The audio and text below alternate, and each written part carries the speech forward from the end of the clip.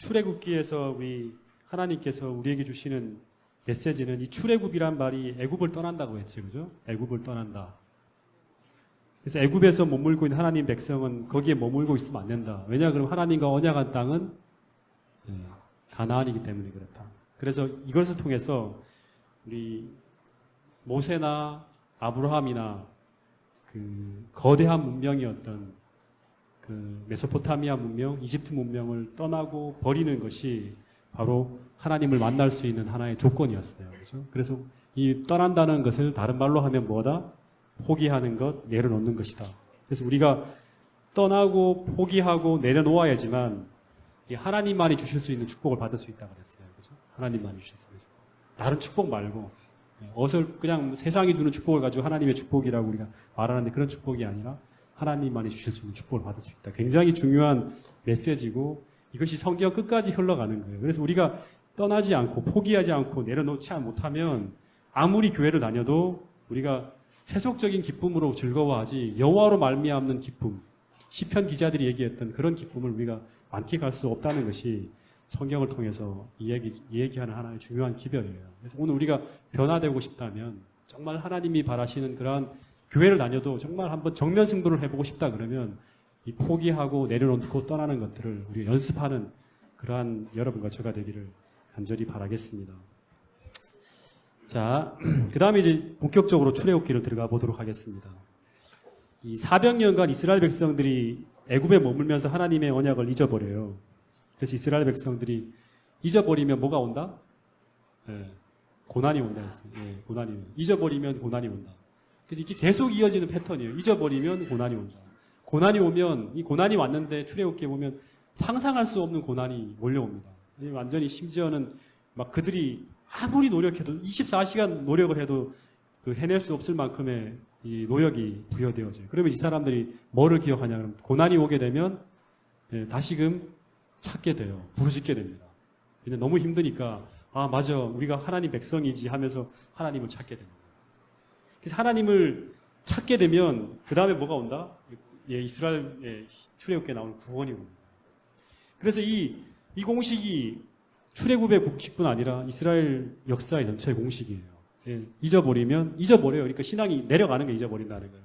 언약이 잊혀지는 거예요. 그래서 사람들이 자꾸 타협하고 세상적으로 자꾸 흘러가게 되면 그럼 하나님께서 어떻게 하시냐 그러면 두고 보시다가 더 두고 봤다가 완전히 잃어버릴 수 있기 때문에 하나님이 스스로 찾아오지 못하는 당신의 자녀를 다시 찾기 위해서 고난을 징계로 허락하는 거예요. 아시겠습니까? 그래서 이스라엘 백성들이 하나님을 향해 막 부르짖을 때 그 기도의 응답으로 나타나는 게 바로 뭐다?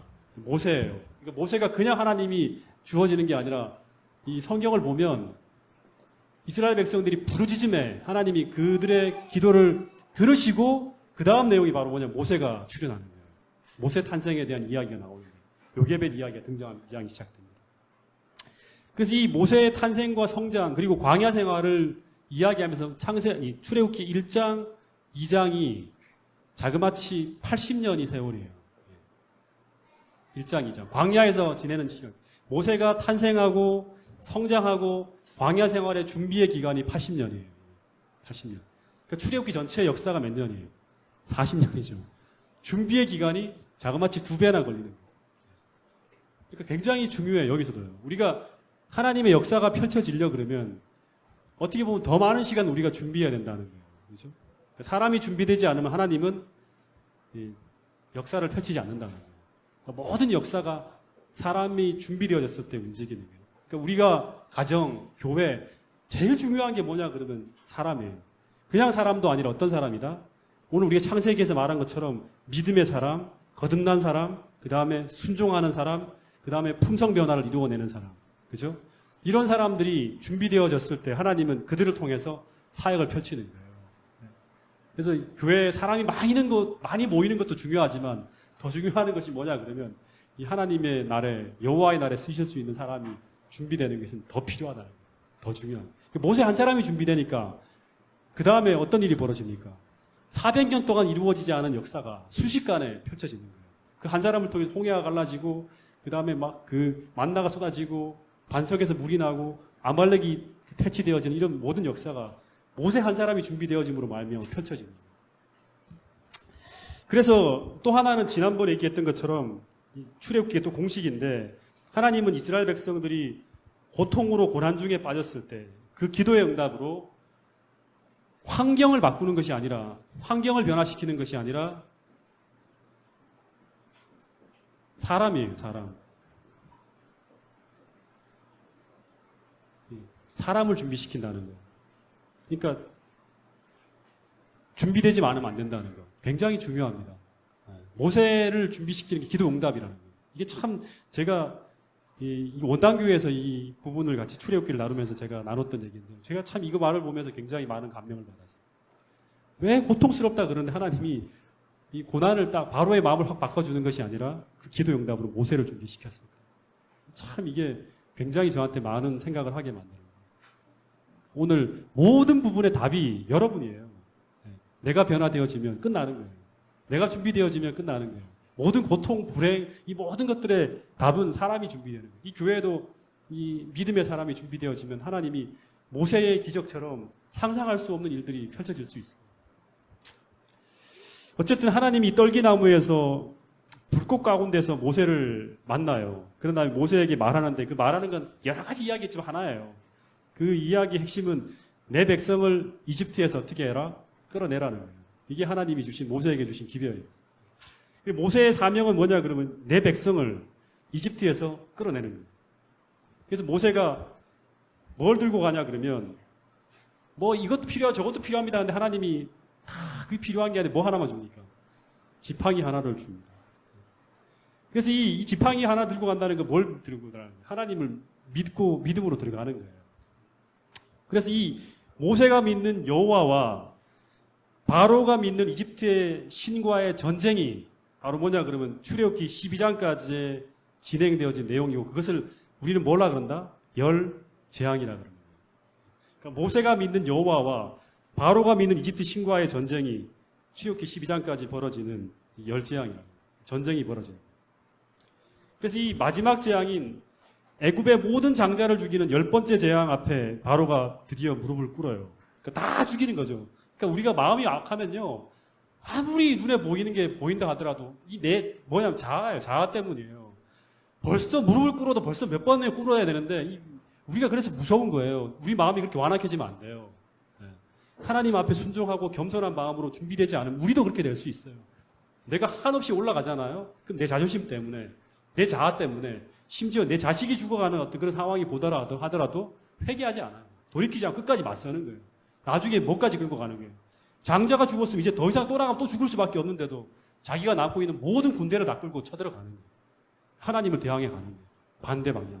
그러니까 오늘 우리가 이 바로의 어떤 그런 이 마음의 강박함을 통해서 우리가 봐야 될 게 뭐냐 그러면 바로 저 인간 왜 저래? 이게 아니라 오늘 나도 내 자아를 하나님 앞에 겸손히 내려놓고 포기하고 떠나는 이런 훈련을 하지 않으면 나도 그렇게 완악하게 될 수 있다는 거예요. 그래서 이제 이 바로가 10번째 재앙 앞에 무릎을 꿇고 드디어 출애굽이 되는 거예요. 똑같죠. 계시록에서도 7재앙이 쏟아져야지만 바벨론이 무너지고 하늘로 올라가는 거예요. 똑같은 패턴입니다. 출애굽이 시작되는데 사진 좀 띄워주세요. 지도. 저기 어디겠지?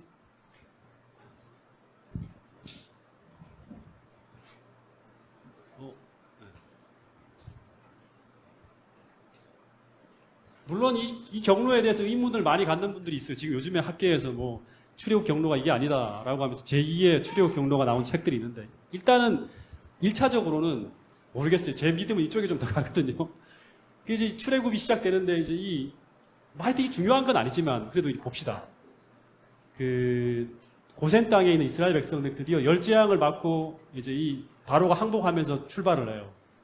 출발을 해서 이제 숫곳 비아히롯을 지나갔고 드디어 홍해를 건너죠.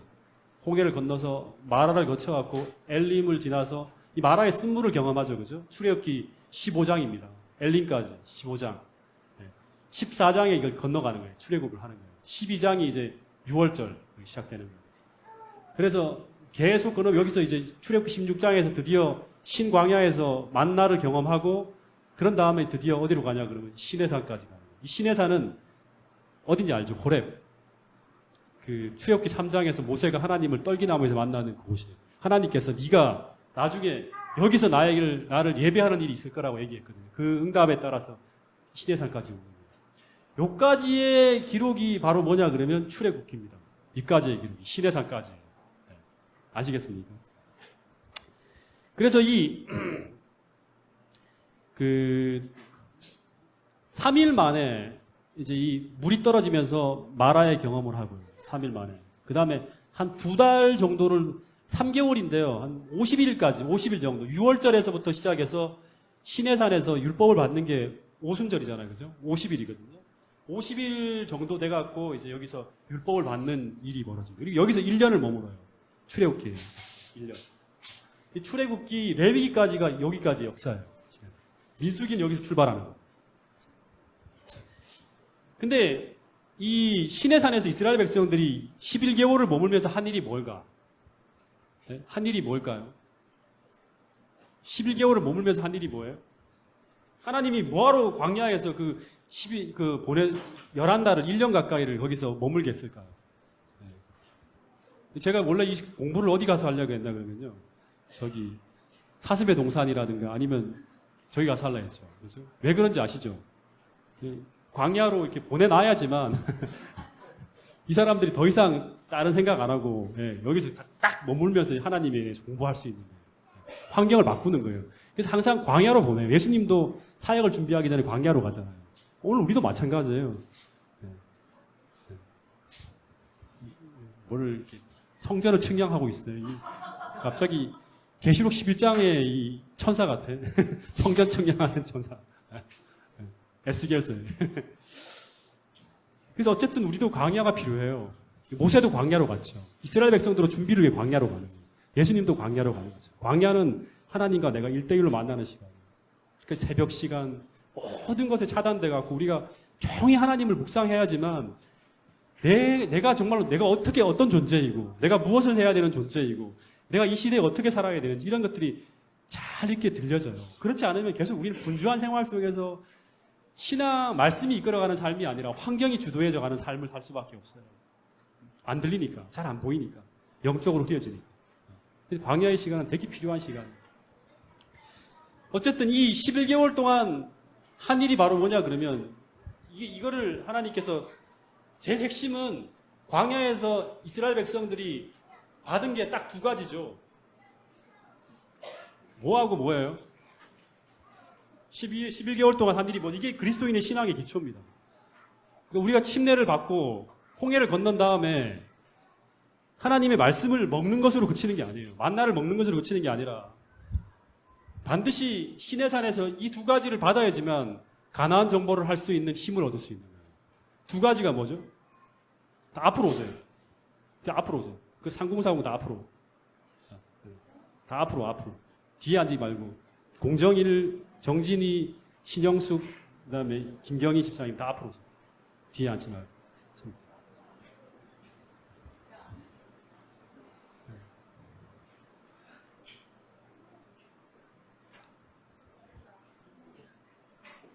이 2가지가 핵심이에요. 실제로 뭐 재판법이니 뭐니 막 이렇게 했지만 이 2가지가 핵심이에요. 그게 뭐 2가지가 뭡니까? 네. 10계명을 왜 하나님이 주셨죠? 10계명이 상징하는 게 뭐예요? 네. 이 계명이 뭐예요? 계명. 이 계명을 알아야 돼요. 네. 계명을 왜 이들이 받았죠? 네. 이 계명이 어디 속에 담겨 있습니까? 언약계, 법계제. 언약이에요, 언약. 그러니까 이게 사랑으로 하나님 6월절을 경험한 사람은 어저께도 얘기했죠. 6월절을 경험한 사람은 하나님의 사랑을 그가 나를 위해 돌아가신 그 예수 그리스도를 내가 믿음으로 받아들이고 그분의 너무나 엄청난 희생을 내가 믿음으로 받아들인 사람은 그 다음에 하나님과 언약을 해요. 그 언약이 만약에 이 계명이 그 마음속에 새겨지는 거예요. 언약이에요, 언약. 이 언약이 이루어진 사람이 그 다음에 하는 일이 바로 뭐냐 그러면 성소를 짓는 거예요. 성소. 성소는 뭐다? 하나님의 임재. 여호와께서 나와 함께 하신다는 임마누엘 하나님을 내가 모시고 사는 거예요. 그 마음의 성소가 지어지는 거죠. 네. 마음의 성소가 지어지는. 성소가 지어진 사람이 성소 안에는 2가지가 있다 했죠. 대표적으로. 성소 안에 성소를 이렇게 그림을 그려보면 뜰의 가운데, 그 다음에 성소의 가운데 이 중심에 뭐가 있어요? 여기 뭐가 있죠? 번제단이 있고, 그 다음에 여기 뭐가 있죠? 네, 법궤가 있죠. 법이 있어요.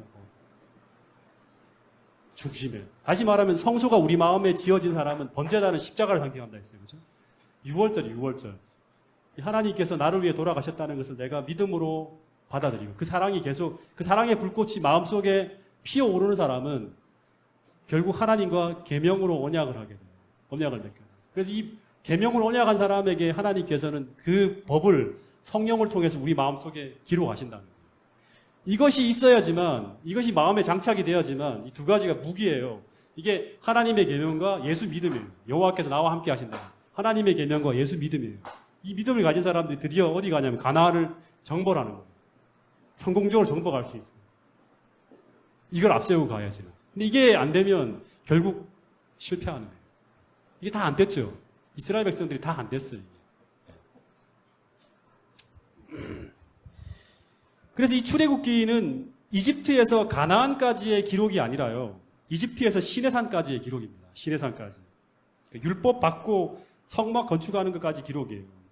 그래서 뭐 1장부터 15장까지 보면 애굽으로 이렇게 쭉 가는 여정이 나오고 15장부터 19장은 시내산을 향하고 19장부터 40장은 시내산에서 보내는 부분으로 나눠집니다. 그러니까 시내산에서 머물면서 이야기가 끝나요. 그래서 출애굽기는 궁극적으로 어떻게 보면 가나안을 향하여가 아니라 일단은 시내산을 향하여 가는 거예요. 시내산. 제일 중심이 시내산이에요. 출애굽기는. 가나안을 향하여가 아니라 시내산을 향하여 가는 기록이에요. 가만히 보면. 그래서 이 출애굽기가 얘기했지만 떠나는 것이고 탈출하는 거잖아요. 애굽을 탈출하는 거거든요. 애굽을 탈출하기만 하면 끝나는가? 떠나기만 하면 끝나는가? 그러면 안 돼요. 떠나기만 해서 되는 게 아니에요. 그 다음에는 그 떠난 자리에 무엇으로 채워야 되는가가 이제 하나의 문제예요. 그 답이 바로 뭐냐 그러면 시내산의 답이 있는 거예요. 무엇으로 채워야 되는가? 시내산으로 가면 된다는 거예요. 그 채움을 위해서. 이 애굽이 떠난 자리, 다시 말하면 애굽이 무너진 자리에 하나님의 언약인 율법으로 채우고, 그러니까 세상을 우리가 침례를 받잖아요. 그러니까 애굽이 무너지는 거예요. 그죠? 그 자리에 율법으로 채우고 하나님의 임재의 상징인 성소가 지어져요. 그러니까 버리고 포기하고 내려놓아서만 되는 것이 아니라 그 빈자리에 하나님의 언약의 말씀으로 채워야 되고 애굽이 무너진 우리 마음에 하나님이 임재할 수 있는 성소가 지어져야 한다는 거예요. 되게 중요한 겁니다. 이 사람만이 가나안을 정벌하면서 세상을 이기는 역사를 쓸 수 있는 거예요. 제가 이제 때때로 보면 부흥의 때라든가 무슨 이렇게 간증회 때 보면 아주 막 감동적으로 이제 하나님을 열심히 믿겠다고 고백하는 사람들이 있어요.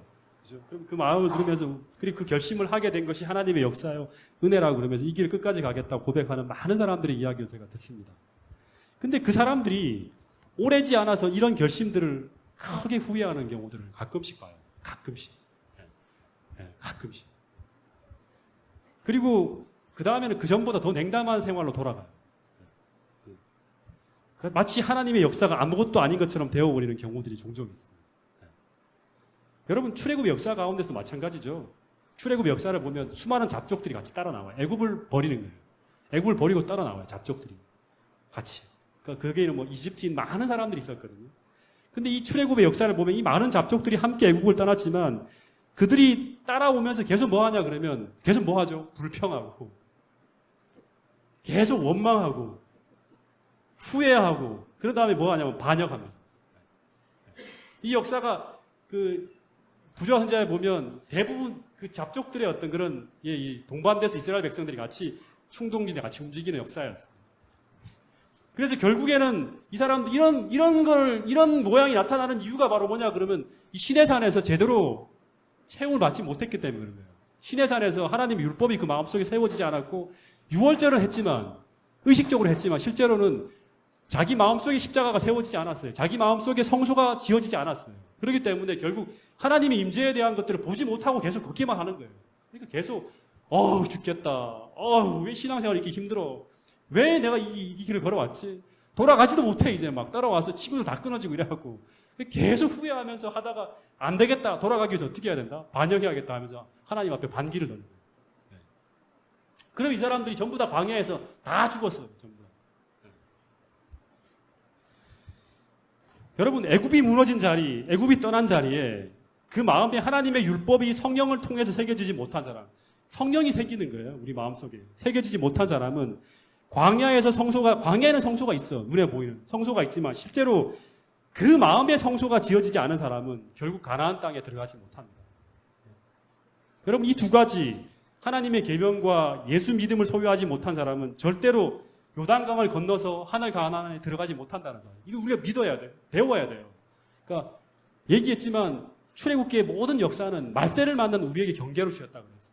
오늘 내 마음속에 하나님이 임재하시는 그 아름다운 성소가 지어져 있는지, 그리고 하나님의 율법이 과연 내 삶을 계속 이끌어가는지, 그러니까 내가 하나님의 율법을 따라 살려고 하는 그 결심이 내 마음속에 이 번제단에서 불이 피어 올라갔고, 이 예수를 사랑하는 믿음으로 말미암는 사랑으로 역사하는 그 믿음이 내 마음속에 불타올라서 계속 계명을 지향하게 하는지, 순종하는 그런 마음을 계속 끌게 만드는지 우리는 봐야 돼요. 그렇지 않으면 우리는 아직까지도 이 성소가 지어지지 않은 거예요. 그러니까 계속 우리 입에서는 이 세상의 모든 것들이 다 원망스럽고 불평스러워요. 이 교회에서만 그런 게 아니라 가족들에게까지 계속 이게 하는 거예요. 그러니까 제가 얘기하지만, 제가 지난번에 설교할 때 그런 얘기를 했어요. 진짜 성령 충만한 사람, 정상적인 그리스도인, 그런 사람들은 그 입술이 그 신앙을 말한다. 감사가 넘쳐요. 계속 감사하다. 힘들어도 평안하다 그러고. 감사. 왜냐 그러면 그게 하나의 말로서의 언어구사로 하는, 인상치레로 하는 거지 진짜로 그런 사람인지는 그 분명히 확인이 돼요. 시간이 지나면. 근데 진짜로 감사가 넘치고, 그 다음에 그 입술에서 계속 하나님을 향한 그런 이 평안을 주장하는 그 사람들의 마음은, 제가 그걸 보면 그 사람의 고백보다 그걸 보면 그 신앙이 어떤지를 더 확인할 수 있어요. 여러분, 진짜 여호와로 말미암은 이 기쁨, 이 은혜가 여러분의 생애를 충만히 덮음으로 말미암아, 이 성막이 지어졌을 때 어저께 얘기했죠. 그 여호와의 임재의 구름이 성막을 덮었다고. 그런 것처럼 하나님의 은혜가 충만히 여러분을 덮어갖고 정말 여러분이 여호와로 말미암는 기쁨이 충만한 그런 진짜 신앙인, 만들어진 신앙이나 그런 신앙이나 바리새인 같은 신앙인이 아니라 진짜 마음속에 하나님의 임재를, 성소가 있는 주님께서 그 마음에 임재하시는 그런 신앙인으로 꼭 변화되어져서 정말 이 마지막 시대의 여자의 남은 무리, 다시 말하면 참된 성도로 이 마지막 시대에 등장해서 새 천사의 기별을 증거하는 여러분과 저가 될 수 있기를 간절히 바라겠습니다.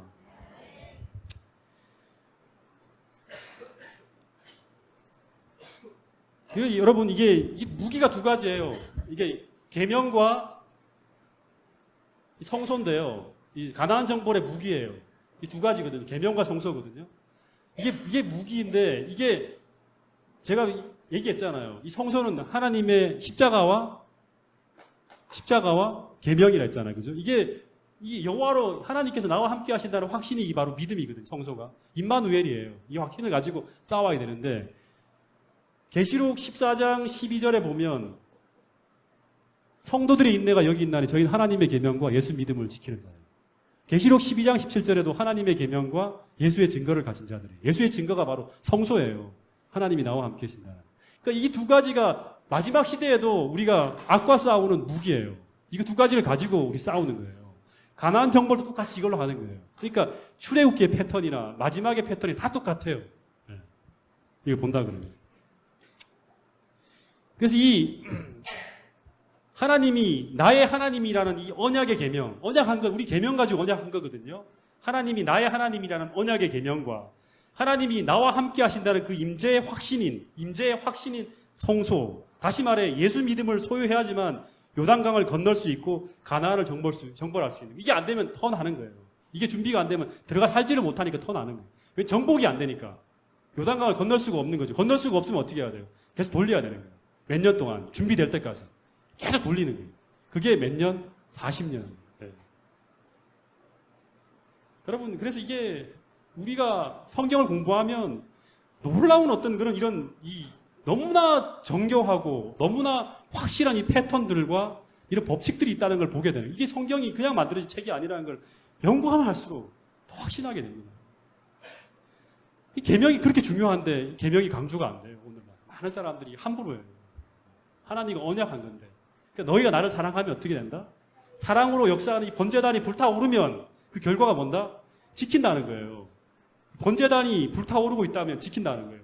번제단이 불타오르고 있다면, 내 마음속에 성소가 지어졌다면 그 다음 포기한다는 거예요. 성소가 불타오르고 하나님 때문에 내가 포기할 수 있고 버릴 수 있고 떠날 수 있다는 거예요. 근데 이게 이 불꽃이 타오르지 않으니까 순종의 힘이 약해지는 거예요. 오늘 다시 얘기하지만 우리가 신앙을 자꾸 이렇게 뭔가 헝클어지고 흐트러져 있다 그러면 제일 먼저 가야 될 곳이 뭐냐 그러면 번제단이에요. 번제단. 번제단으로 돌아가야 돼요. 그 불꽃을 다시금 태워야 돼요. 하나님을 사랑하는 그 마음을 다시금 우리가 일으켜야지만 결국 우리가 순종하는 생활, 기쁘게 순종할 수 있는 생활을 걸어갈 수 있다. 자, 그 다음에 이제 우리가 봐야 될 책이 레위기서입니다. 레위기서도 간단하게 볼게요. 이 레위기는 우리가 읽기 힘들죠, 그죠? 레위기는 진짜 돌아가는 진짜 말 그대로 건너뛰는 책이죠. 짧게 얘기할게요, 레위기서는. 레위라는 이름의 뜻이 뭐예요? 왜 레위기죠? 출애굽 이름이 우리가 이름을 생각해야 돼요. 출애굽기는 애굽을 떠나는 거잖아요, 그죠? 레위기는 뭐 하는 책이에요? 레위기는 뭐예요? 레위라는 게 뭐예요? 레위? 야곱의 셋째 아들이죠. 근데 이 레위 지파가 무슨 지파입니까? 제사장 지파예요. 그래서 이 레위기는 성막에서 하나님을 어떻게 섬겨야 하는지, 제사는 어떻게 드려야 되는지, 이 예배는 어떻게 드려야 하는지, 그에 대한 어떤 이야기가 담긴 책이 바로 레위기서예요. 레위기서. 그래서 이 레위기에는 제사법, 생활법, 절기 이런 것이 기록되어 있어요. 근데 이 레위기서를 가만히 보면 이 레위기가 출애굽기 어디하고 연결될까요?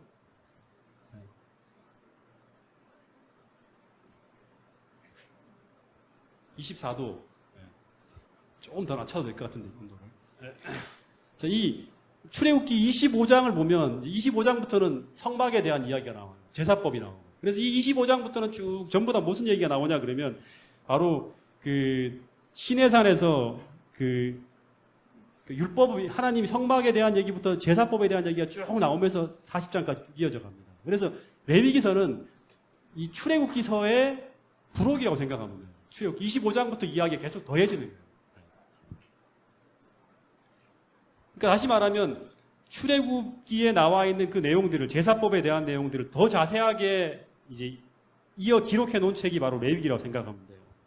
근데 이 레위기서의 중심 주제가 뭐냐 그러면 한 단어로 한다 그러면 레위기의 중심 주제가 뭘까요? 정진희 집사님. 중심 주제가 뭘까요? 읽어봤으니까 알 것 같은데. 자, 조유미 중심 주제. 제사. 네. 제사를 왜 드리지? 중심 주제가 뭘까요? 지난번에 우리 상봉사원 공부했는데 같이 간 사람이 신영수 집사님 한 분밖에 없나? 남아있나요? 지난번. 네. 아, 박종석 집사님도 있네요. 자, 정지혁 집사도 있었고. 오케이. 김경희 씨 어디 있어요? 저기 있죠. 네. 중심 주제가 뭐예요? 지난번 했잖아. 이제 두 번 다시 잊어먹지 마십시오. 거룩이에요, 거룩. 레위기서의 중심 키워드는 거룩입니다. 그래서 이 레위기서가의 가장 가운데 있는 장이 레위기 16장이거든요. 이 16장은 뭐에 대한 얘기냐 그러면 대속죄일에 대한 얘기가 나와요. 레위기 16장이. 이 레위기서의 중심이에요. 그래서 이 레위기 16장을 중심으로 해서 1장부터 시작해서 15장까지는 제사에 대한 얘기가 나와요. 그래서 뭐 번제, 속죄제, 무슨 제하고 쭉 제사에 대한 얘기가 쭉 나와요. 15장까지. 그리고 16장의 이 대속죄일이 딱 지나가면서 그 다음부터 17장부터 시작해서 끝장까지는 전부 다 생활, 실천에 대한 얘기가 딱 구분이 돼요. 생활하고 실천에 대한 부분이 그 다음부터 나옵니다. 17장부터 27장까지. 그래서 이 1장부터 15장까지는 성소에서 벌어지는 이야기예요. 다시 말하면 백성들의 거룩, 백성이 어떻게 하면 정결하게 될 수 있는지 그 방법을 쭉 설명하는 거예요. 백성들의 정결에 대한 이야기가 쭉 설명이 되어지고 있어요. 그 다음에 후반부는 뭐냐 그러면 이 실제 삶에서 벌어지는 정결한 삶이에요. 교회에서의 어떻게 하면 거룩하고 정결하게 할 수 있는지에 대한 법칙들이 성소에서 벌어지는 일들이 나오고 그 다음에 17장부터 이 밖에서 정결한 삶을 어떻게 살 수 있는지에 대한 얘기, 정결한 삶에 대한 얘기가 17장부터 딱 나옵니다. 그래서 이 전반부를 우리는 1장부터 15장까지를 칭의라 그러고요. 신학적인 용어로. 이 뒷부분을 성화라 그러는 거예요. 칭의의 열매가 뭐예요? 성화예요. 칭의. 번제단이 제대로 세워졌으면 그 다음에 삶이 열매가 맺혀진다. 하나님이 임재하시는 삶이 가능해진다. 칭의는 피로써 드려지는 제사. 다시 말하면 믿음으로 말미암는 의. 번제단이고요. 성화는 구별된 삶이에요. 그래서 1장부터 16장은 하나님께 나가는 법을 이야기하고 있다면 하나님께 합당하게 나가기 위해 어떻게 해야 되는 이런 어떤 속죄의 이 예법을 거쳐야 된다는 걸 말하고 있다면 17장부터 27장까지는 하나님과 동행하는 삶이에요. 하나님과 동행하는 삶. 하나님과 지속적으로 교제하기 위한 율법이에요. 그게 이제 17장부터 나오는 거예요. 여러분, 그래서 이 하나님께 합당하게 나가는 방법의 핵심은 이 제사잖아요. 이 제사가 전부 다 뭐예요? 제사를 한마디로 요약해버리면 이건 피예요, 피. 다 짐승이 죽는 거예요. 피. 그리고 이 피를 통해서 속죄를 경험하기 위해서 우리가 해야 될 일은 뭐냐 그러면 회개하는 거예요. 여러분, 성소에 나오는 목적은 회개하기 위해 나오는 거예요. 죄를 가지거나 죄를 해결하기 위해 나오는 거예요. 그래서 우리가 회개하기 위해 나오는 거예요. 그래서 이 회개를 피를 의지해서 회개하면 그 다음에 이루어지는 게 뭐예요? 속죄입니다. 다시 말하면 칭의예요. 우리가 거룩하게 하나님 앞에 나갈 수 있는 방법은 피를 의지해서 회개하고 속죄함을 경험하는 사람들만이 하나님 만날 수 있는 거예요. 다시 말하면 죄를 정리해야 나갈 수 있다는 걸 말하고 있는 게 1장부터 15장까지 쭉 이야기예요. 그래서 이 피와 희생과 회개의 속죄가 계속 강조되다가 그 절정에 이르는 장이 바로 대속죄예요. 도말하는, 전체를 다 도말하는. 그래서 이 날은 하루 종일 회개하는 거예요. 노동을 금하고 그 다음에 그 회개하면서 화제를 드리는 일을 시작하는 게 이게 바로 지성소 봉사 때. 그래서 이 그리스도의 보혈을 통해서 온전한 회개를 이루어서 속죄를 이룬 백성의 열매가 바로 뭐냐 그러면 하나님과 동행하는 삶, 성화예요. 이 성화를 골치 아프게 알면 안 돼요. 하나님과 동행하는 삶이에요. 칭의는 회개하는 거예요.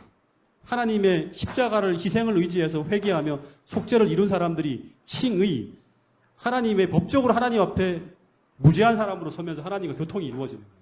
그 결과가 뭐냐? 하나님과 동행하는 삶, 성화를 이루어낸다. 여러분, 그래서 하나님과 동행하는 삶을 꿈꾸고 있는 분들이 있다 그러면 먼저는 그리스도의 십자가의 보혈에 흠뻑 적셔지는 이 은혜를 경험해야 돼요. 그러기 위해서는 우리가 그냥 얕은 회개가 아니라 정말 깊은 회개의 시간이 필요한 거예요. 그래서 이런 시간을 갖게 하기 위해서 하나님이 어디로 보냈냐 그러면 광야로 보낸 거예요. 광야. 여러분, 그래서 온전한 회개는 이 온전한 회개가 이루어졌다면 그 다음에는 자연스럽게 뭐가 이루어져요? 애굽을 떠나는 일이 벌어지는 거예요.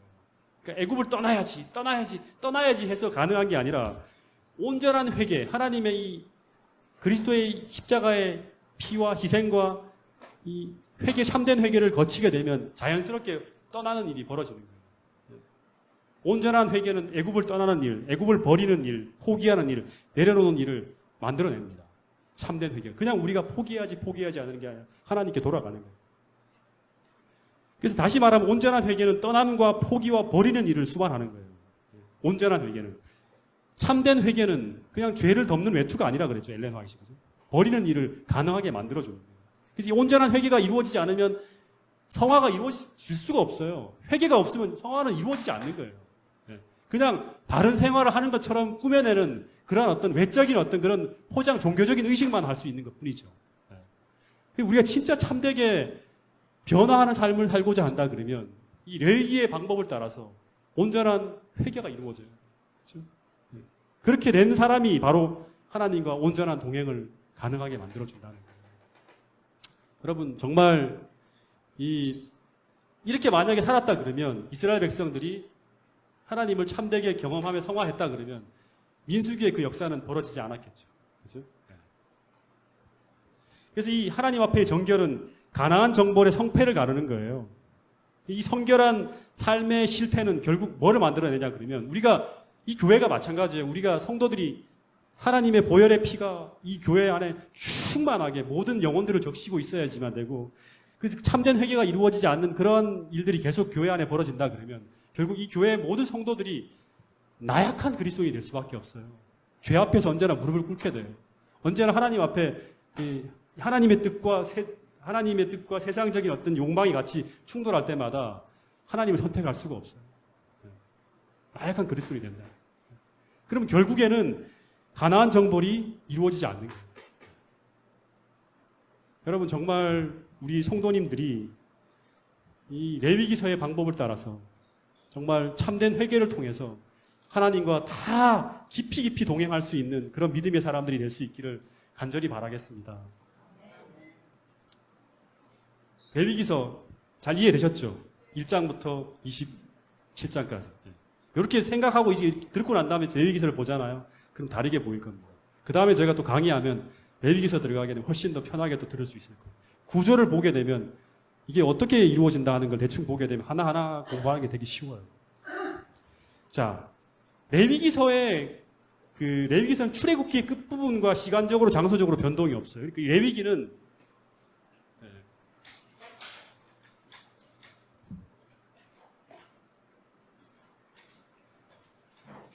이 레위기서의 끝하고 출애굽기의 끝을 보세요.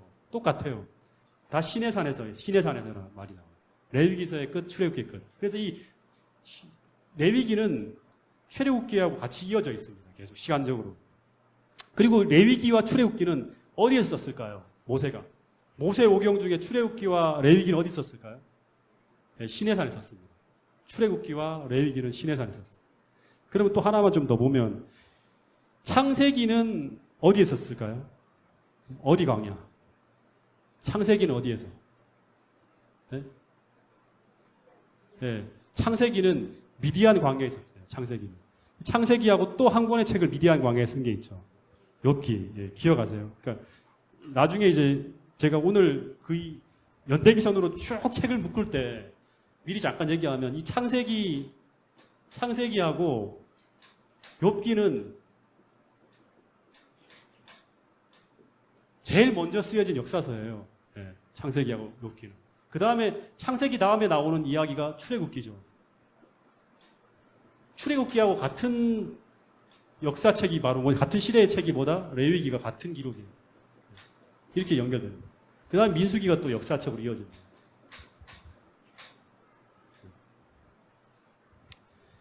그래서 욥기라든가 창세기는 아브라함 시대에 벌어진 내용이라고 보통 생각을 합니다. 욥기가 뒤에 한참 지혜 문학서 속에 같이 있잖아요. 시편 뭐 이런 쪽에 같이 섞여 사람들이 그 시대의 책이라고 착각하는데 그렇지 않고 욥기는 바로 창세기와 같은 시대로 봐야지만 이해가 쉬워요. 그래서 사람들이 욥기 보면서 이게 그 다윗 시대라든가 뭐 이쯤 되는 시대, 솔로몬 시대로 착각하는데 왕정 시대나 절대 그렇지 않습니다. 우리 상공사공이나 젊은 친구들은 다 알겠지만 창세기하고 욥기는 같이 족장 시대네요. 아브라함 시대에 쓰여진 책이다. 기억하셔야 됩니다. 그래서 이 모세는 출애굽을 할 때 미디안 광야에서 이 두 권을 썼잖아요. 하나님이 이 두 권을 가지고 출애굽을 하라 그럽니다. 두 권을 가지고. 나머지 책은 그 후에 만들어진 책이에요. 창세기와 욥기를 가지고 하나님은 출애굽을 시켰어요. 근데 이 창세기의 주제는 그러니까 오늘 우리가 공부한 거하고 다르게 간단하게 얘기하면 창세기는 하나님이 천지를 창조하셨다는 거예요. 그러니까 수많은 이집트에 많은 신들이 있지만 천지를 창조하신 분은 하나님이라는 것을 이스라엘 백성들이 다시 가르쳐 주는 거예요. 욥기는 왜 하나님 백성들이 고난을 받아야 되는가? 그 고난에 대한 해답이 욥기서에 나와 있어요. 그러니까 선악의 대쟁투 속에 연루되어 있는 민족이 바로 누구다? 이스라엘 민족이다. 오늘 우리도 마찬가지죠. 선악의 대쟁투 속에 연루되어 있는 사람들이 바로 여자의 남은 자손이에요. 자, 이게 팁이었고요. 어쨌든 다시 돌아가서 레위기 다음의 책이 그럼 뭘까요? 자, 벌써 동력이 끊어지고 있습니다. 자, 민수기. 예. 앞으로 나오세요, 집사님. 앞으로. 뒤에 있지만. 예.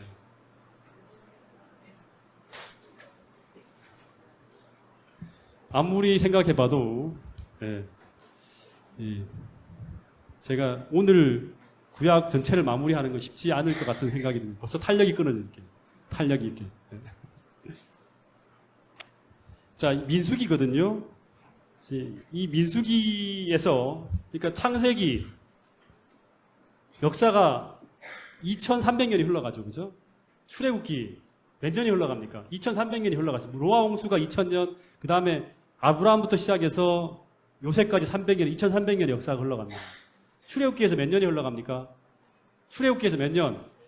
아니, 출애굽기에서 몇 년? 네. 요 사이에서 400년이 흘러가고요. 그죠? 그 다음에 모세가 준비되는 과정에 80년. 그 다음에 출애굽기 흘러간 역사가 1년이죠. 그죠? 1년. 예. 애굽에서부터 가나안까지 1년 이렇게 흘러가는 거예요. 출애굽기 역사. 그런 다음에 레위기서에서 멈췄다가 역사가 안 흘러가지. 레위기는 그냥 제사에 대한 이야기만 나오잖아요. 그 다음에 출애굽기에서 다음에 역사가 흘러가기 시작하는 게 민수기예요. 민수기부터는 역사가 흘러갑니다. 몇 년? 39년의 역사가 흘러갑니다. 총 합쳐 40년이 되는 거예요.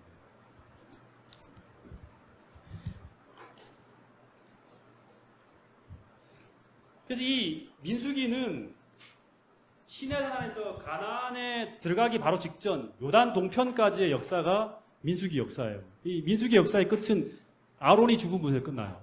신명기는 모세가 죽으면서 끝나는 거예요. 그래서 이 민수기는 출애굽기 마지막 장하고 민수기와 연결돼. 우리 공부하잖아요. 그죠? 성막이 지은 후 시작되는 거예요. 그래서 1년이 지나고 난 다음에 시작되는 거예요.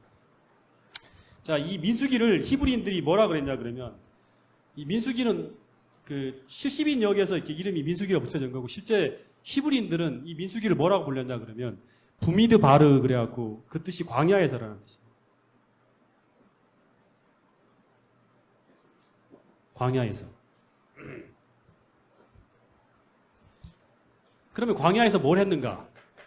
이제 이게 지금 궁금하죠. 광야에서 뭐 했다? 광야에서 뭘 했다? 이스라엘 백성들이? 네. 뭐 했다? 방황했다. 네. 이게 답이에요. 진짜 슬픈 역사죠. 제가 이 민수기를 우리 이제 교인들하고 같이 나누면서 이제 제가 성경을 통해서 보면서 뭘 생각했냐 그러면 하나님께서 원래 계획은 이스라엘이 출애굽을 한 후에 1년을 보내는 거예요. 시내산에서. 시내산에 1년을 보낸 다음에 민수기에서의 40년의 방황은 필요 없어요. 이건 역사 속에서 민수기는 존재해서는 안 되는 거예요. 이 시내산에서 바로 하나님이 여기 가데스 방야에서 빙빙 40년을 방황하거든요. 이렇게 가지 않고 바로 하나님은 이렇게 들어가는 거예요. 민수기 역사는 하나님의 원래 계획은 아니었어요. 원래. 아시겠습니까? 만약에 시내산에서 이들이 제대로 준비됐으면 다시 말하면 하나님의 언약의 율법이 그들의 마음속에 새겨지고 하나님의 임재하심에 대한 예수 믿음을 그들이 가지고 있었다 그러면 이들은 바로 가데스 바냐에서 건너가는 거예요. 이렇게 가나안으로 바로 들어가는 거예요. 원래 이렇게 들어가는 거죠. 가데스 바냐에서 넘어서 가나안 땅으로 들어가는 거예요. 그러면서 바로 뭐가 이어져야 되십니까? 민수기가 필요 없으면 바로 신명기도 필요 없죠. 그러면 두 번째 언약이잖아요. 신명기 언약은 다시금 하나님이 언약하는 거예요. 40년 동안 이스라엘 백성들이 여기서 언약했던 사람들 다 죽었어요. 그래서 하나님이 이 요단 동편에 다시금 하나님이 언약하는 게 바로 신명기예요. 원래는 신명기도 필요 없고 바로 이렇게 가는 게 하나님의 계획이었어요. 그래서 원래 1년을 출애굽한 후에 1년을 시내산에서 보낸 후에 그해 바로 가나안에 입성해서 그해 하나님 나라를 이루면서 열방에서 하나님의 영광을 나타내는 것이 바로 하나님의 계획이었어요. 원래 계획은. 근데 이스라엘 민족은 이제 그 계획, 하나님의 계획을 이루지 못하죠. 그래서 이 민수기와 신명기는 원래는 있어서는 안 될 책이었어요. 원래. 바로 여호수아서가 등장해야 돼요. 정복 전쟁이 벌어집니다. 근데 이 이스라엘 백성들이 이 시간을 이제 딜레이 시키는 거예요. 40년을 빠꾸 시키는 거예요. 40년의 기간은 잃어버린 시간이다 생각합니다. 일본 잃어버린 20년 하잖아요. 그런 것처럼 이 40년은 잃어버린 시간들이에요. 왜냐하면 의미 없이 방황했거든요. 계속 방뱅뱅뱅 돌기만 하는 뱅뱅뱅. 그래서 이 40년 동안 애굽에서 떠나온 사람 중에 몇 사람? 두 사람을 제외한 200만 명 중에서 두 사람을 제외한 199만 9,998명이 다 죽었어요. 광야에. 그래서 그걸 40년으로 통계 내려봤더니 어떤 학자가 하루에 100명씩 죽어갔대요. 그러니까 민수기라는 책은 장래 행렬이에요. 계속 죽어나가는 거예요. 그러니까 그 기록이 전부 다 뭐냐 그러면 방황, 파괴, 죽음 이것이 키워드예요. 민수기는 방황, 불평, 불만, 그 다음에 막 이런 어떤 역사들, 파괴, 반역, 죽음 이런 역사가 계속 이어지는 거예요. 그래서 그 민수기는 원래는 이렇게 되는 거예요. 출애굽기에서 하나님의 기적과 권능으로 애굽에서 탈출했잖아요. 그럼 그 다음 어디로 가야 돼요? 가나안으로 들어가야 되는데 이 광야에서 방황하는 내용이 바로 민수기예요. 들어가지 못하고 방황하고 있는 거예요. 그 문 앞에서 계속 빅빅 돌고 있는 거예요. 다시 말하면 애굽에서 구원을 받았지만 그들을 구원한 그 목적을 이루지 못하는 거예요. 오늘 우리가 하나님 백성으로 부름받고 구원을 받았지만 하나님의 목적을 이루지 못하고 있는 거예요. 다시 말하면 가나안을 계속 바라보긴 하는데 소망을 하고 거기 가야 된다고 말은 하지만 믿음으로 전진하지 못하는 내용이 민수기의 내용. 계속 빙빙 돌기만 하는 거예요. 이게 모든 오늘날의 그리스도인들의 모습이에요. 원래는 정복 전쟁이 펼쳐져야 되거든, 우리 삶에요. 하나님이 함께 하시는 은혜가 쏟아져야 되고 막 그런 어떤 삶이 벌어져야 되는데 오늘 우리 모두는 이 민수기를 쓰고 있어요. 많은 사람들이. 다시 말하면 이 민수기는 역사가 도는 거잖아요. 나가지 못하고 도는 거잖아요. 신앙의 성장이 멈추어진 거예요. 신앙의 성장이 멈춘 거예요. 전진하지 못하고 방황하는 거예요. 그 이유가 뭐 때문인가를 찾아봐야 돼요. 민수기의 답이 있는 거예요. 오늘 내 신앙이 왜 민수기에서 계속 방황하고 있지? 답을 찾아봐야 되는 거예요. 그 방황의 시작이 어딘가요? 우리가 아직까지는 지금 민수기 9장을 공부하고 있잖아요. 그죠? 이제 조금 더 나가면 그 이유가 확연히 드러납니다. 민수기의 방황의 시작은 바로 어디서 시작되냐 그러면 이 민수기 14장 어디냐 그러면 그 위치가 하나님이 호레산에서 이제 막 모든 준비를 다 마치고 세팅을 하고 난 다음에 쭉 떠나요. 어디로 가냐면 이 가데스 바네아까지 갑니다. 이게 14장이에요. 이까지는 막 신나게 가는 거예요. 근데 이 가데스 바네아에서 전진이 멈추고 계속 돌기만 하는 방황이 시작되는데 그 이야기서의 중심이 이 가데스 바네아에서 이야기의 주제가 누구죠? 누가 등장하죠? 가데스 바네아에서 12 정탐꾼이 등장하는 거예요. 12 정탐꾼이 불신이. 그러니까 오늘 그러니까 제일 중요한 거는 방황의 핵심은 불신이에요. 방황의 핵심, 불신. 믿음의 반대죠, 그죠? 다시 말하면 성소가 지어지지 못한 거예요. 하나님이 나와 우리와 함께 하신다는 그 임재의 확신이 없는 거예요. 사라진 거예요. 그러면 이제 내 계획들, 내 방법들이 돌아가는 거죠. 그러면 이 보는 것마다 이 패러다임 자체가 하나님이 함께 하신다는 생각을 가지고 보지 못하면 그 아낙 자손의 거인들, 그 다음에 또 뭐예요? 그 다음에 어마어마한 성벽들, 이런 것들이 다 뭐예요? 내 힘으로 해결해야 되는 거예요. 그러니까 미치겠는 거죠. 힘들어서. 사는 게 굉장히 고달프게 되죠. 그래서 원래 이 민수기라는 이름의 뜻이 뭐냐 그러면 원래는 민수기가 뭐죠? 민수. 네, 넘버즈라 그래서 인구조사라는 거예요. 인구조사. 인구조사를 왜 하는가? 배웠잖아. 왜 해야지? 인구조사를? 군대를 조직하는 거예요. 군대. 다시 말하면 민수기의 주제는 가나안 정복을 위한 군대 조직이에요. 오늘 십자군 하천을 하나님이 우리를 만들라 하잖아요. 똑같은 거거든요. 패턴이 똑같아요. 말세를 맞는 우리의 경계로 주셨다는 말이 확실한 거예요. 이 군대 조직이 이 이스라엘 백성이 믿음을 잃어버렸다는 것은 불신을 나타내고 있다는 말은 뭐냐 그러면 율법과 성소가 그 마음속에 소유되지 못한 거예요. 그러면 뭐가 되냐 그러면 군대가 안 되고 오합지졸이 되는 거예요. 오합지졸. 그래서 이 하나님의 말씀에 통제가 안 돼 사람들이.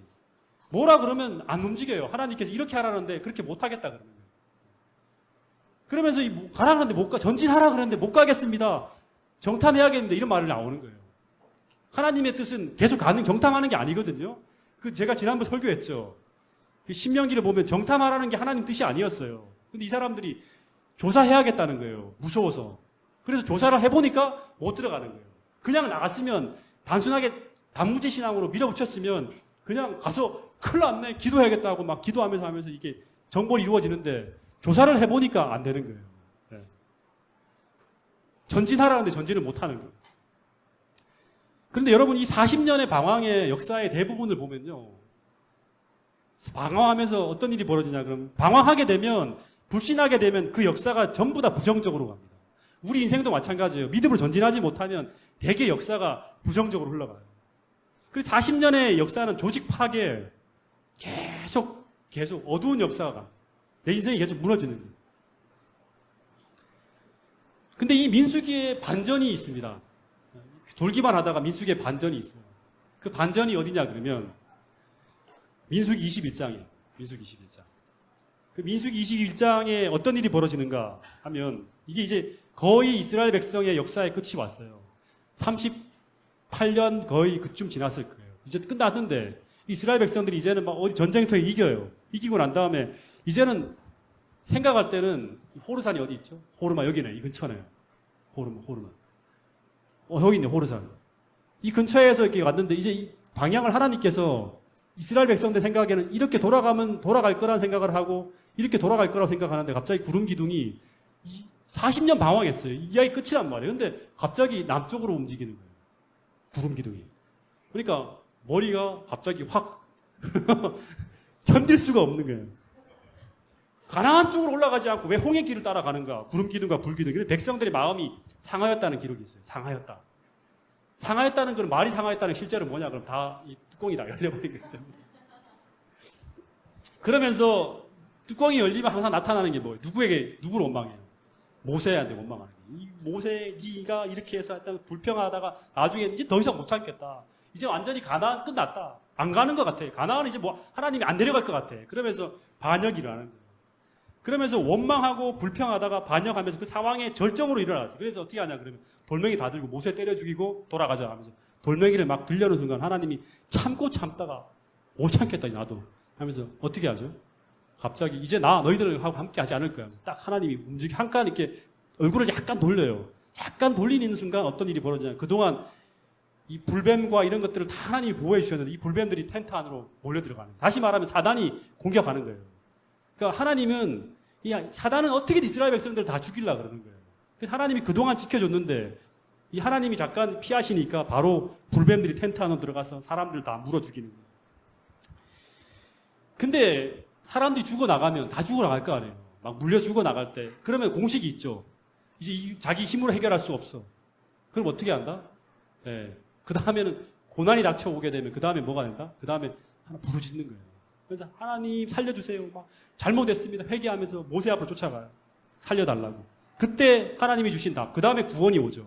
그 구원으로 주신 답이 뭐예요? 바로 불 위에 달린 노뱀이에요. 불 위에 달린 노뱀. 이거를 딱 달아 올리면서 이거 쳐다보면 너희들 살게 된다. 이 사람들이 쳐다보는 순간 살아나기 시작해요. 근데 여러분 이스라엘 백성들이 노뱀을 쳐다보면서 뭐를 회복하냐 그러면 믿음을 회복하는 거예요. 극한 고난 속으로 들어가지 않으면 이렇게 살면 안 되는데 멈춰야 되는데 안 멈춰요 우리가. 저도 마찬가지인 것 같아요. 한 대 빵 맞아야지만 그 다음부터는 정신이 번쩍 나는 거죠. 그래서 이스라엘 백성들이 믿음을 회복하게 되고 드디어 38년간의 방황의 늪에서 이렇게 치유되어져요. 근데 이 노뱀이라는 것은 하나님이 계속 우리에게 여러 가지 표상을 통해서 보여주는 거예요. 노뱀은 뭐다? 십자가예요, 십자가예요. 이건 다시 말하면 유월절이에요. 이건 다시 말하면 번제단이에요. 계속 같이 하나님께서 계속 강조하고 보여주었던 거예요. 전부 다 같은 상징들이에요. 그러니까 노뱀 사건 이후에 21장부터 마지막까지 36장까지 빠르게 이스라엘 백성들의 조직이 재조직되면서 가나안 입성 전쟁을 준비를 마치게 되고 그 다음에 정복 전쟁이 시작되는 거예요. 그래서 가나안 변경까지 쭉 들어갑니다. 그러니까 단 며칠 안 걸렸어요. 그 해 1년 만에 다 끝날 수 있는 그런 일들 하나님이 계속 미룬 거예요. 뭐가 준비 안 됐기 때문에 이스라엘 백성들의 어떤 믿음이 준비되지 않았기 때문에. 그래서 이 노뱀, 그 다음에 번제단, 유월절 이 모든 것들은 다시 신앙의 출발점, 신앙의 기초와 기본으로 돌아가는 거예요. 그러니까 방황의 끝은 뭐였냐고 십자가예요. 방황의 끝은 십자가예요.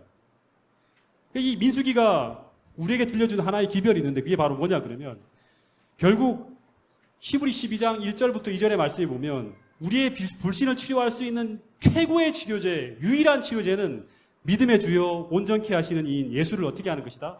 바라보는 거예요. 바라보는 거예요. 근데 이 예수를 바라본다는 게 뭐냐 그러면 그냥 바라보고 십자가를 바라보는 거예요. 그분의 사랑을 다시금 기억하는 거예요. 그러니까 믿음이라는 건 항상 사랑이 같이 포함되는 거예요. 하나님의 사랑의 가장 결정체가 바로 뭐냐 십자가예요. 이 십자가가 우리에게 무감각하게 다가오게 되면 그러면 안 되는 거예요.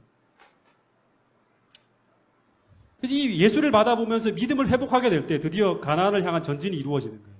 오늘 우리 신앙의 방황이 끝나려면, 오늘 우리의 부정적이고 파괴적인 역사가 끝나려면 오늘 우리는 예수를 바라보는 믿음으로 다시금 돌아가야 돼요. 십자가의 사랑에 다시금 내가 연결되면 돼요. 쳐다보는 거예요. 연결되면 돼요. 이 안에서 우리의 신앙적 방황이 끝나고 믿음의 전쟁이 이룰 수 있다는 것이 민수기에 주시는 하나의 기별입니다. 그래서 민수기 33장에서 애굽 땅에서 나온 지 40년 초 하루에 호르산 여기서 누가 죽냐 그러면 바로 아론이 죽습니다. 그러면서 이스라엘 백성들이 통곡을 하죠. 그러면서 민수기의 역사가 이제 끝나요. 모압 평지까지 이르면서 끝나게 되는 내용이 바로 민수기의 이야기입니다. 한번 우리 생각해 봅시다. 내 신앙이 지금 출애굽기에 있는지 민수기에 있는지 아니면 여호수아에 있는지 생각해 봐야 돼요. 그죠? 그러면서 우리가 그 상황마다 적용하면서 내게 뭐가 필요한지를 생각해 볼 수 있는 것 같아요. 자, 여기까지 한번 좀 질문 받겠습니다. 질문 있습니까? 힘들죠? 좀 기세게 좀 피세요. 이제 모세오경까지가 조금 깊고요. 그 다음부터는 빨리 달려갈 수 있습니다. 왜냐하면 모세오경이 모든 빛이 다 모여 있거든요.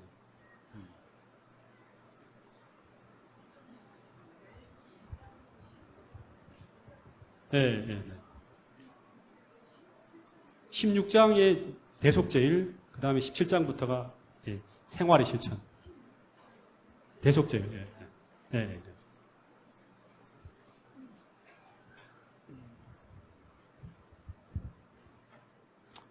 따라갈 수 있겠습니까?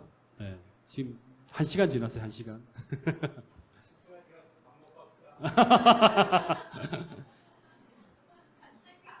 네, 1시간마다 밥 먹고 집사님, 지정희 집사님 맛있는 거 없습니까? 네?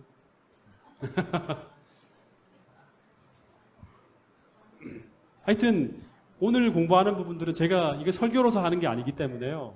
그러니까 오늘 여러분 꼭 좀 다 듣고 갔으면 참 좋겠습니다.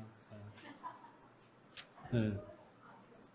소화 안 됐어요 아직. 네. 자, 신명기까지만 하고 우리 쉬겠습니다. 신명기까지 하고 모세오경 끝내고 쉬면서 다음 이제 여호수아서로 정복 전쟁을 들어가 보겠습니다. 신명기서도요.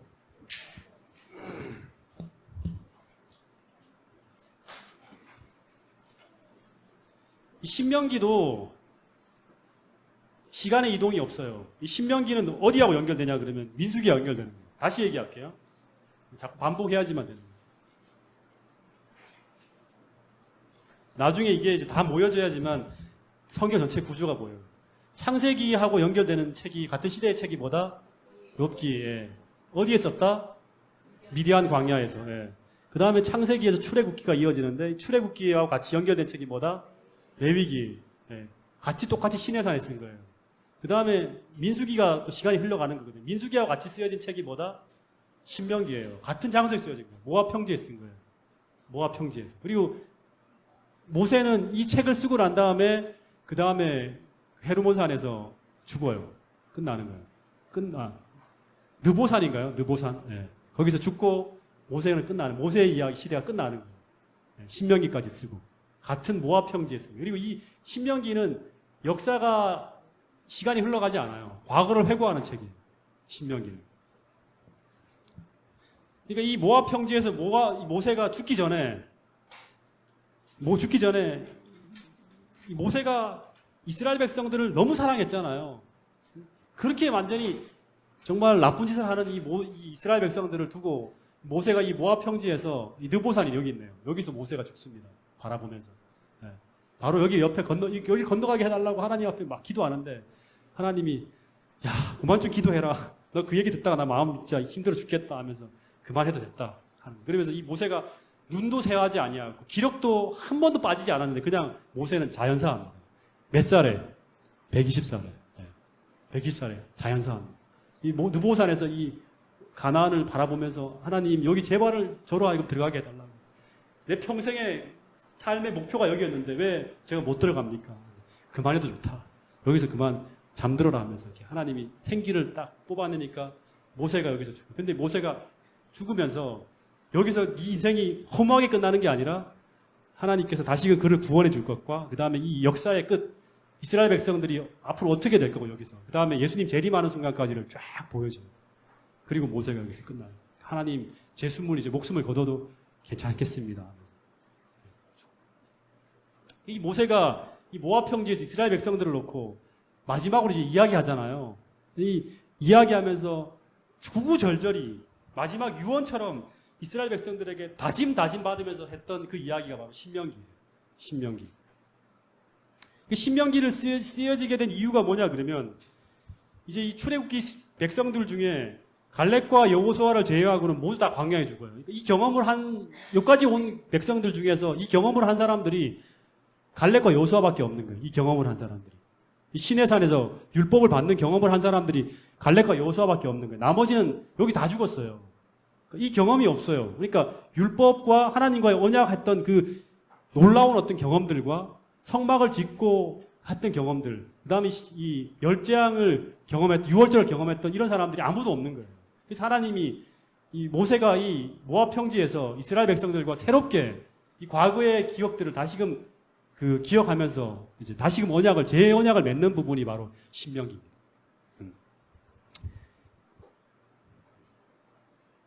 그래서 이 출애굽의 40년의 역사를 회고하며 적은 거예요. 이때가 기원전 1400년, 1405년쯤 된다고 합니다. 1405년. 이것까지 다 계산한 사람들이 있어요. 참 놀랍죠. 네. 여러분, 신명이란 뜻이 뭐죠? 신명. 신명. 신명이 신이라는 게 무슨 뜻이에요? 네. 네. 하나님이에요, 신. 신. 네? 누가 뭐라 했어요? 네. 신이 이게 새로울 신자예요. 네. 새로울 신자. 그래서 다시 새롭게 주신 계명이에요. 그러니까 두 번째 율법서라는 의미를 갖고 있대요. 두 번째 율법서. 그러니까 두 번째 율법이에요. 신명기라는 말이 이 책을 읽어도 전혀 이게 무슨 책인지 몰라. 신명이라는 말 자체가 한자이기 때문에. 두 번째 율법서. 다시 주신 계명 이런 의미를 담고 있어요. 그러니까 첫 번째 율법을 어디서 받았다? 시내산. 두 번째 율법은 모압 평지. 이렇게 됩니다. 그래 이 책을 읽다 보면 출애굽기, 레위기, 민수기에서 했던 내용이 계속 반복되어져요. 그러면서 계속 등장하는 단어가 뭐냐 그러면 신명기에서 지겹도록 등장하는 단어가 뭔지 아세요? 신명기에서 진짜 귀에 따갑도록 등장하는 단어가 뭐냐 그러면 이게 이제 핵심 키워드예요. 핵심 주제예요. 기억하라는 거예요. 기억하라. 과거를 기억하라는 거예요. 잊어먹지 말으라는 거예요. 창세기에는 키워드가 창조라든가 시작이죠. 출애굽기는 창세기는 시작이에요. 다시 시작한다는 하나님이. 혼돈하지만 다시 시작한다는. 출애굽기는 키워드가 구원이에요. 구원. 네. 구원이 키워드예요. 레위기서는 뭐였죠? 거룩이었죠. 거룩. 민수기는 키워드가 뭐다? 방황. 방황. 신명기는 기억하라는 거예요. 그러니까 이 방황은 참 없으면 좋겠죠. 만약은 없지만요, 여러분. 만약이란 건 없지만 참 아쉬울 때가 있어요. 우리가 과거의 잘못을 계속 반복합니다. 대부분 우리 삶을 보면 똑같은 데서 똑같이 넘어져요. 똑같이 안 좋으면서 계속 넘어집니다. 우리가 되게 지혜로운 사람들 같지만 그렇지 못해요. 우리 인간들이. 똑같이 거기서 문제가 될 걸 알면서도 들어갑니다. 우리가. 근데 만약은 없지만 만약 이스라엘 2세대가 이 모세의 유언을 기억하고 잊지 않았다면 이스라엘 역사에 민수기 다음에 여호수아가 있지만 여호수아 다음에 뭐가 있죠? 사사기가 존재하지 않을 거예요. 네. 사사기가 가장 어두운 역사거든요. 사사기 시대가 400년의 시대가. 그래서 이 사사기 시대의 슬픈 역사의 이유는 뭐냐 그러면 신명기에서 나와 있는 이 기억하라. 어떻게 이스라엘 백성들이 이 민수기에서 방황했는지, 네? 어떻게 하면 여호수아서에서 정복이 이루어졌는지 이런 모든 것들을 기억하라는데 기억하지 못하고 잊어버리면서 여호수아가 죽으면서 잊어가거든요. 잊어버리면서 사사기 시대의 어두운 역사가 또 시작되는 거예요. 반복되는 거예요. 마찬가지로 이 시내산에서 성공적인 교육을 받았다면 민수기는 존재하지 않는 거예요. 이 교육이 안 된 거예요. 또 신명기에서. 그래서 이 이스라엘 백성들이 모세의 유언을 마음에 받아들이고 잊지 않았다는 하나의 증거가 뭐냐 그러면 그 다음에 이제 슬픈 역사가 이제 시작됩니다. 이 창세기, 출애굽기, 민수기 뭐 이런 이야기 책이 전부 다 역사책이라 그러면 레위기는 법전이고요. 법전. 레위기는 법전이에요. 법에 대한 거예요. 그리고 신명기는 출애굽기, 민수기, 출애굽기, 레위기, 민수기의 종합 요약본이에요. 다시 반복돼요. 다시 말하면 이제 이 출애굽기는 하나의 역사책이고 창세기, 출애굽기의 역사책이고 모세오경 중에서 레위기는 법전, 민수기도 역사책이죠. 그렇죠? 신명기는 이 출애굽기, 민수기의 요약본이에요. 신명기. 레위기까지 법도 나오고. 그래서 이 신명기는 이제 광야 2세대가 요단을 건너기 전에 이 모세가 막 정말 가슴 사무치게 해요. 이 축복과 저주 이스라엘 백성들 앞에 놓고 너희들 이렇게 걸으면 반드시 이렇게 될 거야. 이렇게 걸으면 이렇게 될 거야 하면서 아주 막 사무치게 이스라엘 백성들에게 전하는 그 설교가 바로 이 신명기예요. 그걸 상상하면서 읽으면 훨씬 더 실감 날 거예요. 그래서 이 첫 번째 1장부터 4장은 하나님이 하신 일, 과거를 회고해요. 역사적인 이야기. 출애굽기, 민수기의 과거를 회고하고 그 다음에 두 번째 설교는 뭐냐 그러면 언약을 강조하는 거예요. 그러니까 이 법, 10계명을 다시금 설명하고 의식법, 재판법을 설명하는 이야기가 나와요. 세 번째 설교는 앞으로 예언을 해요. 이 예언이 뭐죠? 바로 신명기 28장에 나오는 축복과 저주예요. 예언. 너희들이 이렇게 되면 반드시 너희들에게 언약적 저주, 언약되어진 저주가 내릴 거야. 이렇게 하면 하나님의 축복의 역사가 이루어질 거야 하면서 두 개의 길을 쫙 예언해요. 이 예언대로 이스라엘 백성 역사가 그대로 펼쳐집니다. 여러분, 근데 이 예언은요, 오늘 우리에게도 유효해요. 그러니까 우리가 하나님 말씀을 떠나서 움직이게 되면 똑같이 하나님께서 주시고자 하는 과거의 역사의 이스라엘 백성들을 지도했던 똑같은 패턴으로 우리를 하나님이 지도하셔요. 왜냐하면 사랑하기 때문에. 그 하나님이 오늘 우리 하나님이에요.